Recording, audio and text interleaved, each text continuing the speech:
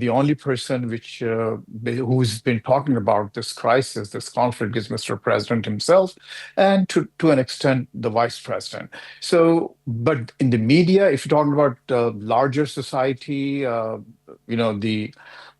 media, the academia, think tanks, I think there is a huge uh, disapproval of the whole process. The way the war started, the way they are now escalating it, while also trying to negotiate with the Iranians. So somehow, the again, as I said before, the messaging is not clear. Number one. Number two, I think Mr. Trump hasn't been able to level with the American people as to the first the objectives and what exactly he's looking for as a solid outcome for the Americans and also for the world at large. So I mean that's what you see here.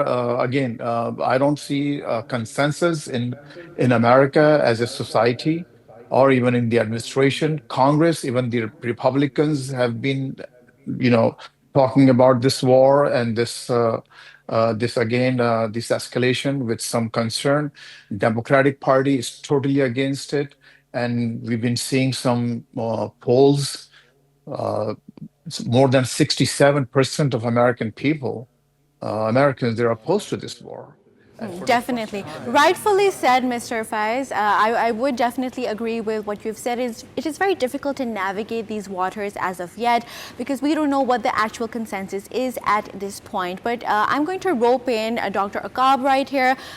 We do know for a fact that both parties are coming back to Islamabad to continue these talks. So what is particularly driving both of the parties to stay engaged within these talks? So, yes, that's perfect. I mean, I think we need to get back to what the point at hand is. And we all know that there's not an approved war from the US side at all. The American public doesn't. But what's bringing them back? I mean, I think the simplest way to understand this is that both sides believe that talking is much safer than not talking. I think because once you step away from the table, things don't just pause, they tend to drift away and then sometimes goes in the wrong direction. That could lead to escalation. So I think both sides really want the conversation to keep going and they want to have a steady situation. And even if they're not really agreeing yet, now, if you look at it from a more strategic angle, what we are seeing is a form of controlled engagement under uncertainty. I think neither side fully trusts the other side and is ready to concede on their core issues.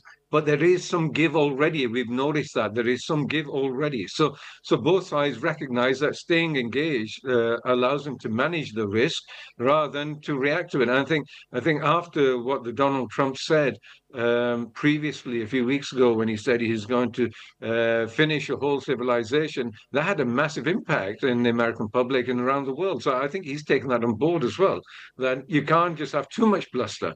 And it's important because the environment around these talks is already sensitive.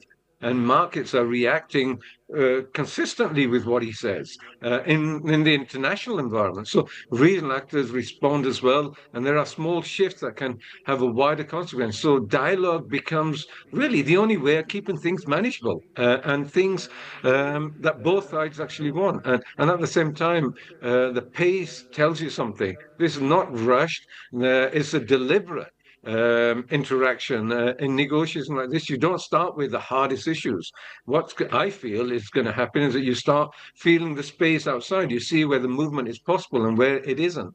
And, if you can see it in strategic terms, kind of sequencing approach. You build from the edges, from the outside, and you work inwards rather than going straight to the core issues where the disagreements would erupt and then there'll be nothing happening.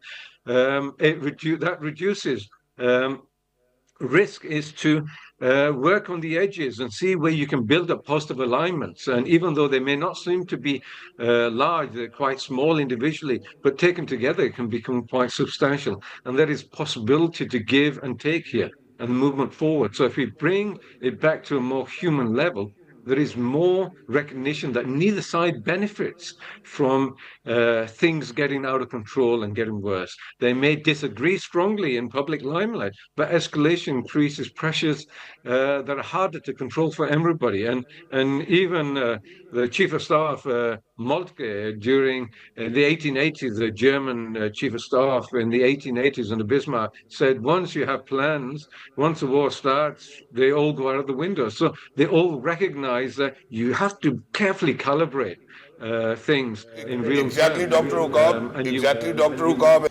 whose untiring efforts have actually once again brought both the delegates to one table, and that's exactly a concerted effort to make sure that that there's de-escalation and that there's peace in the region. How do you see the Pakistan's role in making sure that we bring the delegates back again to Islamabad to be onto the table? Well, of course, the way Pakistan political as well as military leadership and conventional diplomacy and the military diplomacy, the way they are in chill and they are in unison and there is a complete synergy of efforts, I suppose it is unprecedented in the Pakistan history. Very quickly, I would want to share this news, and it's because of the fact that it is important. More than 50 countries are set to attend a first-of-its-kind conference in Santa Marta next week, focused on phasing out fossil fuels as an ongoing Iran-related energy crisis highlights global dependence on oil, gas and coal. Hello, Gulf Shaam. Assalamu alaikum. Good morning. Walaikum salam. There was a bit of cough, so people were out there. But Gulf Shaam, hey, you finally made it to Pakistan. We've been talking on the phone as to where you were, and we couldn't really find a time zone where we could actually reach a consensus of being on TV. Finally, you're over here. Let's speak about your journey. Why did you even get onto this journey? So I had a dream to travel the world since I was born. But last year, in beginning of the year, my motorbike got stolen in UK. And then I thought something is missing in my life. And, when something is not there, you feel the importance of that thing. So I bought another bike in October last year, and I think that I should start my world tour rather than waiting for more years. And I started my world tour last year in October 2025 from NC 500. It's a north coast 500 miles in Scotland. And from there, I resumed my journey to the rest part of the UK. And in March 11th, I left Manchester, and on 14th of March, I crossed the channel and entered France. Well, that's wonderful, but I need you to do me a promise. Make us a promise, and that promise is that as soon as the roads are going to open up, that you will come with your bike over here in the studios and we'll speak about it again. Definitely. It's a big promise, and not for you, for all the Pakistani people. I know they want to see that. And I tried really hard, but hopefully, very soon, I will be bringing it back. Inshallah. Thank you so much, Gulf Shaam, for being with us. Lovely to be in conversation with you. And it's so evident that, that I'm having trouble with my throat. So, ladies and gentlemen, look after yourselves. Good morning. Allah Hafiz.